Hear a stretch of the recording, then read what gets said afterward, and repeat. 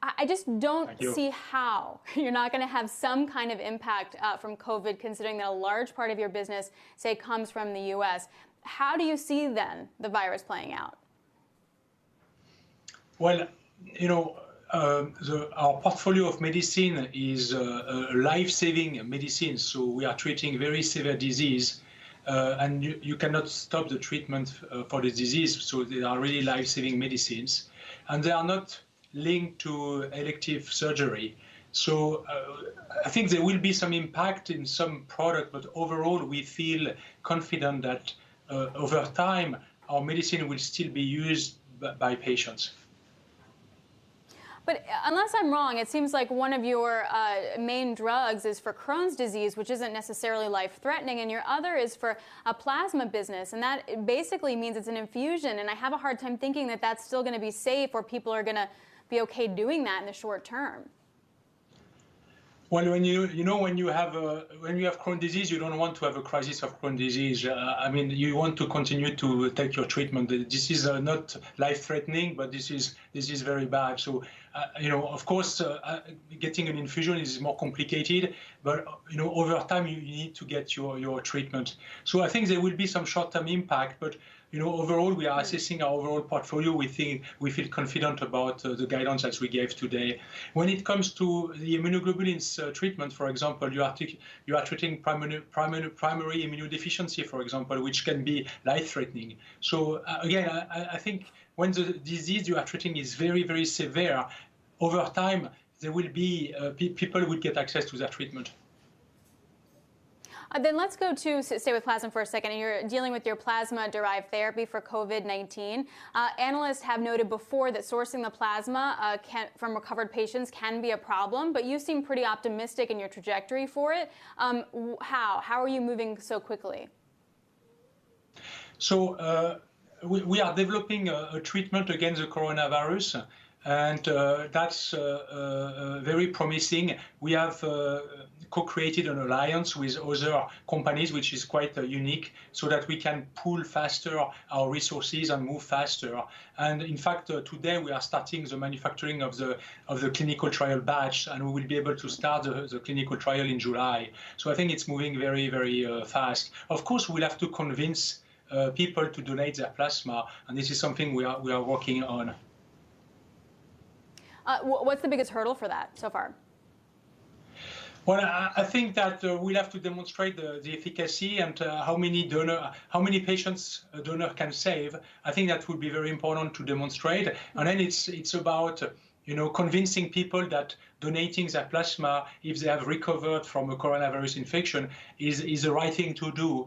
Because there might be treatment available, but we will come quite fast, and there will be always a need for other therapies.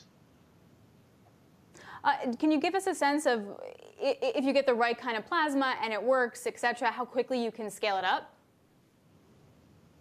Well, again, it depends on mainly two factors. One, the number of donors, and we need to convince people to donate.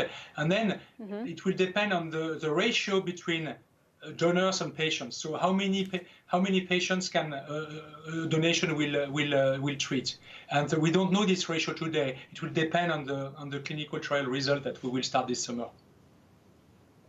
Are you having any issues? I mean, you mentioned, of course, having people to actually get the plasma from, but aside from that, for your drugs currently, are you having any issues in supply chains? No, we have been able to maintain our supply chain.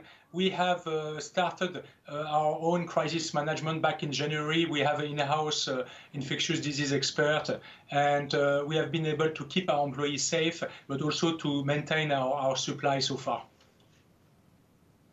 At what point, what are the signs that you look for that shows you that there are cracks that are emerging? Where do you think they might be?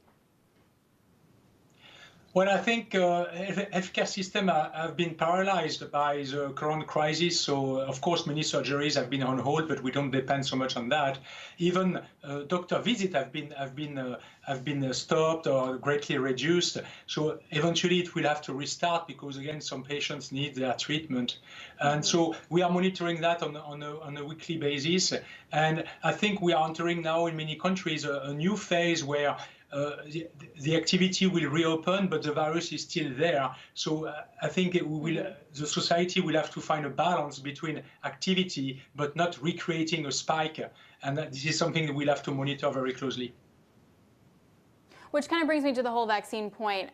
Now, Takeda is not working with the vaccine, but when you were at Glaxo, you used to run the vaccine unit. Do you have any insight, any thoughts on sort of how quickly we can really ramp up scale a vaccine here?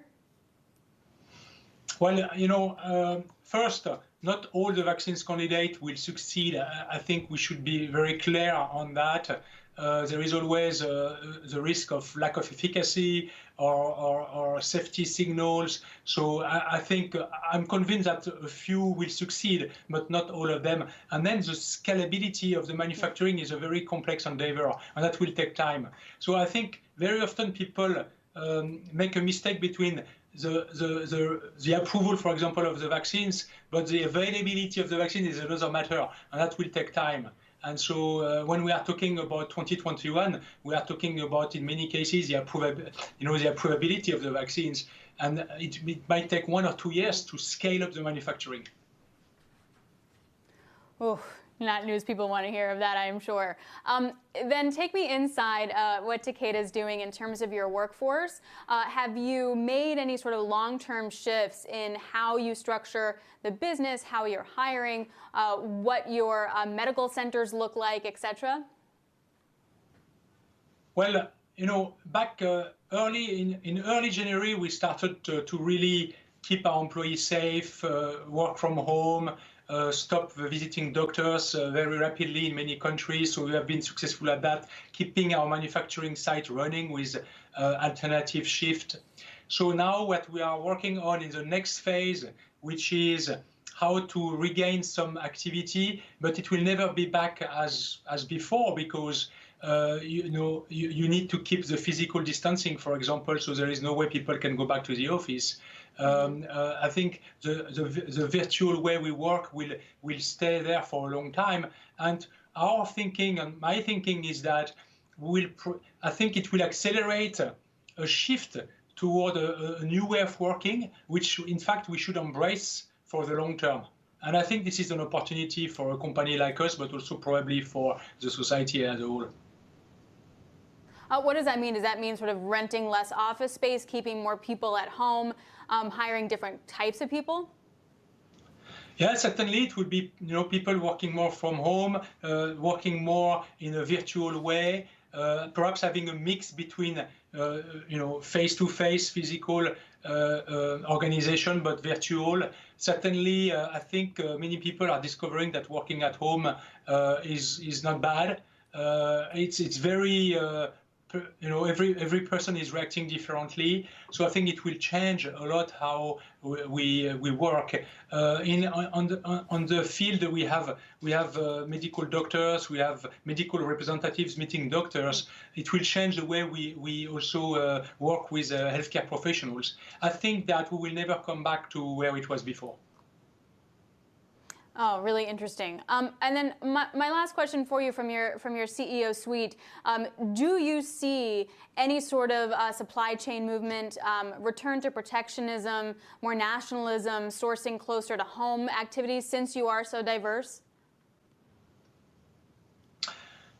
I think in our case, we have a very balanced supply chain, and also we never rely on one source. And so we have a dual sourcing strategy. So I think the trend would be much more risk management. So the world where you could rely on one source in whatever country is over because of the geopolitical tension which is existing and might increase in the future. So when you think about risk management and how to de-risk your dependence in your supply chain, I think this is where the trend will be.